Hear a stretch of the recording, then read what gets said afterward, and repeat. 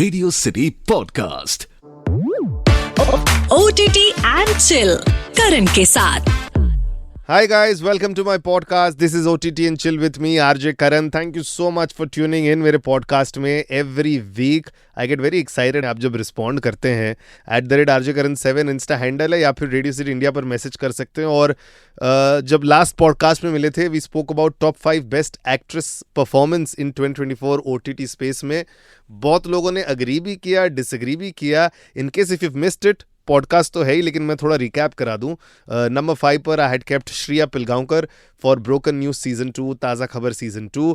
Number 4 पर परिणीति चोपड़ा इन चमकीला। Number 3 पर अनन्या पांडे। बहुत लोग बोल रहे नहीं यार यहाँ नहीं रखना चाहिए था, but I think she did a good job in call me bae and control. Number 2 पर I had kept Kriti Sanon in Do Patti. बहुत लोग को ये पिक्चर पसंद नहीं आई, बट पिक्चर की बात नहीं कर रहा हूँ, परफॉर्मेंस की बात कर रहा हूँ, आप वो देखिए। नंबर 1 पर ऑफकोर्स मेरी फेवरेट, आप सबकी favourite Shweta Tripathi Sharma, Mirzapur season 3 and ये काली काली आंखें सीजन 2, क्योंकि दोनों में कॉन्ट्रास्ट कैरेक्टर्स थे। आज हम लोग बात करने वाले हैं top 5 male actors performers in OTT in the year 2024. So let's begin. Starting with जनता के मोस्ट फेवरेट मनोज बाजपेयी। इतने सारे लोगों ने वोट किया, बोला Manoj Bajpayee has to be in your list. तो नंबर 5 पर मैं रख रहा हूं मनोज बाजपेयी को। आई थिंक 3 रिलीजेस उनकी हुई है OTT स्पेस में। सबसे पहले स्टार्टिंग विद किलर सूप, बहुत अच्छा परफॉर्म किया था मेरे हिसाब से। स्टोरी और शो तो ठीक ठाक था, लेकिन मनोज बाजपेयी की performance was very nice. Then silence 2 and अभी ईयर एंड में डिस्पैच। ये 3 वेब सीरीज मूवीज उनकी आई है where everybody is loving it.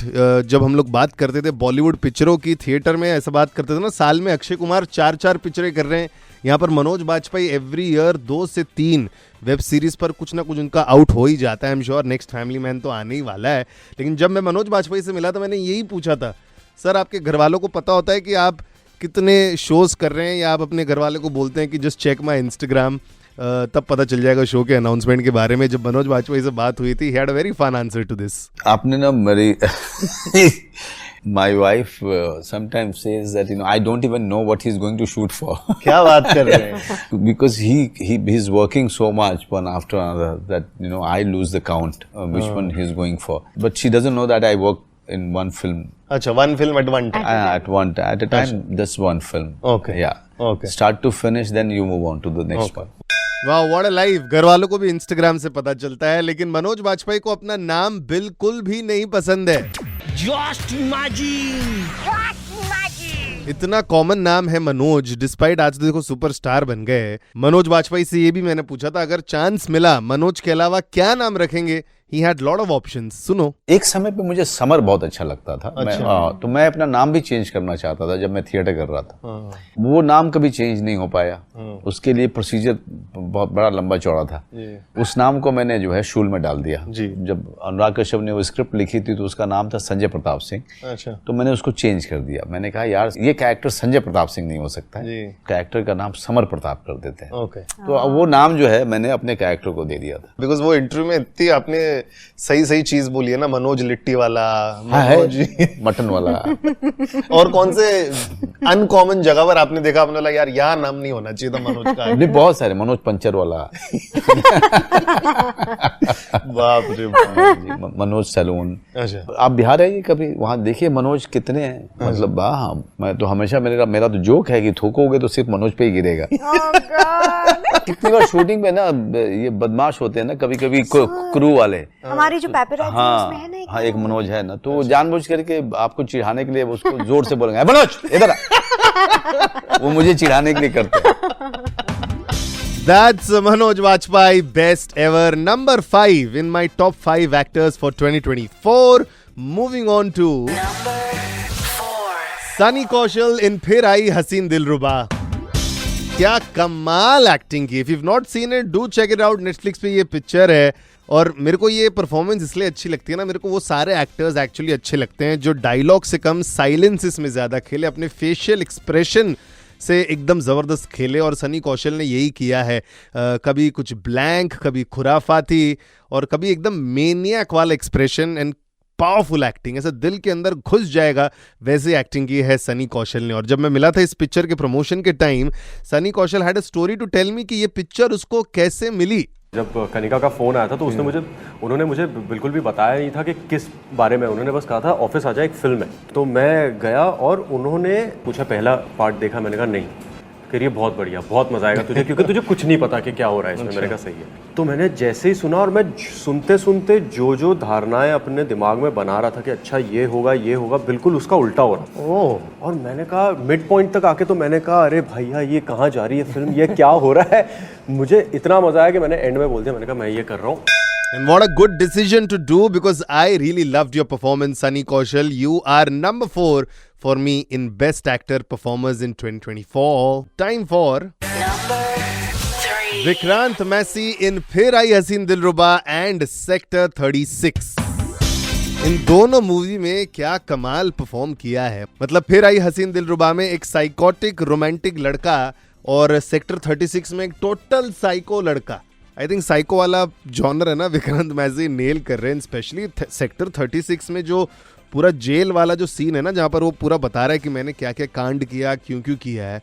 O my god, take a bow Vikrant Massey, बहुत ही कमाल परफॉर्मेंस दी है तुमने। प्रमोशंस के टाइम मिला था, ऑफकोर्स आई स्पोक अबाउट कि लोग क्या बोलते हैं इनके परफॉर्मेंसेस के बारे में, एंड ऑल्सो पेरेंटहुड, फादरहुड की वजह से जो ब्रेक ले रहे हैं, ये उनके लाइफ में कितना बड़ा चेंज है। उन्होंने क्या बोला था ये सुनो।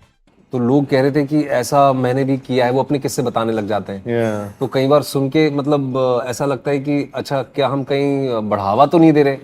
क्योंकि वो एक लाइन जो होती है वो कई बार वो दर्शक जो होते हैं वो खुद ड्रॉ नहीं कर पाते, तो वो तस्वीर खिंचाने आते हैं पर वो बताते हैं कि मैंने भी ऐसा किया है या मेरे मोहल्ले में ऐसी कहानी हुई है, किसी ने ऐसा किया, तो वो थोड़ा सा ईरी हो जाता है। फिर कोशिश ये रहती है कि एंटरटेनमेंट को एंटरटेनमेंट के तौर से ही देखा जाए, कहानियों को कहानी के तौर पे ही देखा जाए। ऐसी सारी चीजें निजी जीवन में बिल्कुल ना करें। But how is fatherhood change? कितना मजा आ रहा है, कितना बच्चों के साथ टाइम स्पेंड कर पा रहे हैं, क्या क्या कर रहे हैं? बहुत मजा आ रहा है सर। कुछ ड्यूटीज है आपकी? डायपर चेंजिंग ड्यूटीज हैं, बर्पिंग ड्यूटीज हैं, वही जेनेरिक जो होती है हर बाप की होती है। कोशिश करते हैं जितना वक्त घर पे बिता पाए उतना बेहतर, लेकिन काम की वजह से कई बार नहीं हो पाता है। तो बस यही है, taking each day as it comes. चलिए, I hope you deserve and enjoy this parenthood, fatherhood अपने लाइफ में, और जल्दी से ब्रेक खत्म करके आइए, बिकॉज वी नीड यू। हम लोग को आप बहुत अच्छे लगते हैं as an actor, as an performer. You are धमाल टोटल ब्लॉकबस्टर, और इसलिए you are number 3 on my list. Moving on, number 2 पर जीतू भैया इन पंचायत सीजन 3। यार, what I love about Jitender is Jitu भैया, as very popularly we know him, Kota factory में भी he has done an amazing job। दोनों में एक्चुअली सिंप्लिसिटी लेके आते हैं परफॉर्मेंस में, एक्टिंग को नॉर्मलाइज कर दिया है जीतू भैया ने। सो जीतू भैया, you are number 2 top performer for me in the year 2024।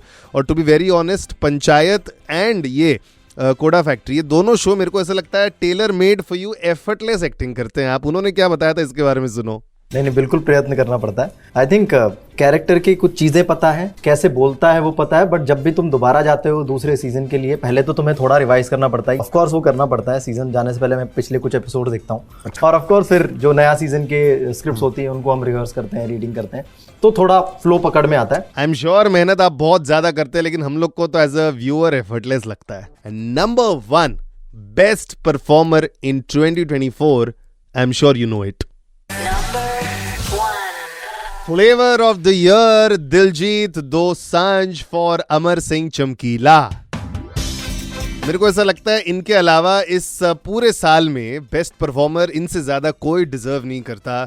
और आई रिमेंबर जब ये पिक्चर रिलीज हो रही थी, प्रमोशन के टाइम दिलजीत दोसांझ ने खुद बताया था कि उनका ड्रीम था, बचपन से उन्होंने अमर सिंह चमकीला के बारे में इतना सुना है, उनको चाहिए था कि वो एक रोल करे, एक पिक्चर करें। इनफैक्ट एक पंजाबी पिक्चर उन्होंने थोड़ी ऑलमोस्ट बनाई भी थी चमकीला के ऊपर, बट दैट वाज एकदम loosely based on his life. और जब इम्तियाज अली की script I, he was shocked, बोले कि इतनी रिसर्च तो मैंने नहीं की थी जितनी इम्तियाज अली ने की है, एंड ही डिसाइडेड कि भाई ये तो टेलर मेड है, ये मैं ही करने वाला हूँ, बिकॉज मैं सिंगर भी हूँ, बहुत कुछ जानता भी हूँ। And I think everybody of us loved Diljit Dosanjh in Amar Singh Chamkila. And Diljit Dosanjh की खास बात तो यही लगती है ना कि आंखों से परफॉर्म करते हैं, उनकी आंखों में इतनी मासूमियत है ना, that's what I love about Diljit Dosanjh. And आजकल तो मतलब छाए हुए हैं एवरीवेयर, जहाँ जा रहे हैं कॉन्सर्ट कर रहे हैं, लोग रो रहे हैं, चिल्ला रहे हैं, मजे कर रहे हैं। I think Diljit Dosanjh has become world's favourite as an singer, as an performer and as a human being. And I am sure आपके स्पॉटिफाई के रैप अप चार्ट में भी दिलजीत दोसांझ का नाम आता ही रहेगा, बिकॉज साल भर उनके ही गाने सुने। So this, according to me, are the top 5 best actor male performer in the year 2024. और जैसे कि मैंने लास्ट पॉडकास्ट में बोला था, अगर आप अग्री करते हैं, डिसएग्री करते हैं, let's have a conversation @RJKaran7 या फिर रेडियो सिटी इंडिया पर भी मैसेज कर सकते हैं। अगले पॉडकास्ट पर we will be talking about the movies जो डायरेक्टली OTT पर आई है, थिएटर से OTT नहीं, डायरेक्ट OTT पर आई है। कौन सी वाली बेस्ट रही है इन 2024? Message me if you have any suggestion @RJKaran7 या फिर radio city India. Till I see you again on my podcast, keep binging, keep chilling. Bye-bye. Radio City Podcast.